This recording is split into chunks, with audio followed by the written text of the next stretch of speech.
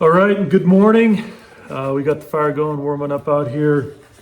I wanted to take a quick minute and explain why a longer Panhard bar is better than a short one. This is not new knowledge, but hopefully my redneck way of doing it will be pretty simple and straightforward. So it comes down to some geometry effectively. And as you know, and we've discussed, I have as long a Panhard bar as I can on this Model T that I'm building, the old chop T. And here's why. So if you take and visualize this, this broomstick, painting stick as my Panhard bar, okay, and I'm gonna fix it on this end to the frame, okay? And let's say it's only this long to this first clip, or it's this long to the second clip, which is kind of an extreme example, but I'll use the dust from my grinding here to show what happens. So I'm gonna fix this in one position, okay? That's on my frame, that's level. So let's say the suspension does its thing this direction, okay? So it goes up and it goes down. It goes up and it goes down. It goes up and it goes down. Okay? And I'm going to flip it to make this close one even better. So, we have two radiuses here. Hopefully you can see that. It clearly built one radius right here. And it built another radius that you hopefully can see right here. So what I'm going to do now is I'm going to take this same stick and from the extreme to the top and draw a line to the extreme to the bottom, okay?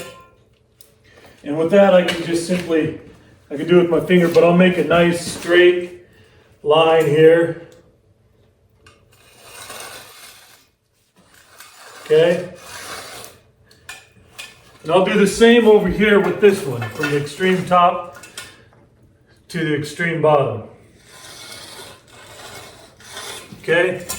And so the concern here is how far your rear end's going to shift side to side as that Panhard bar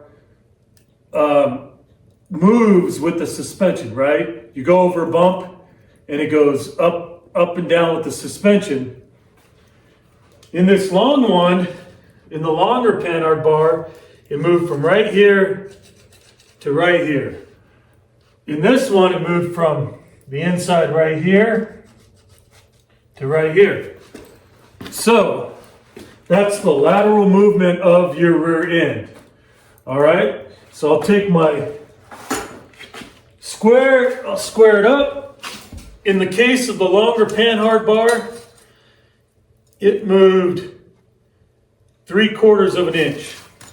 Okay, my rear end would have gone as the suspension went to the top, which was actually the bottom, but the bar went to the top, all the way to the bottom. The most lateral movement was 3/4 of an inch. In the case of the shorter, it is 1.5 inches. Okay. So my rear end would have moved twice as far with that short Panhard bar than the long Panhard bar. So the longer Panhard bar you get, the less lateral movement you're going to get in your rear end. The longer Panhard bar you have, the less lateral movement you're going to get in your rear end this direction on your vehicle. Simple as that. So go as long as you can.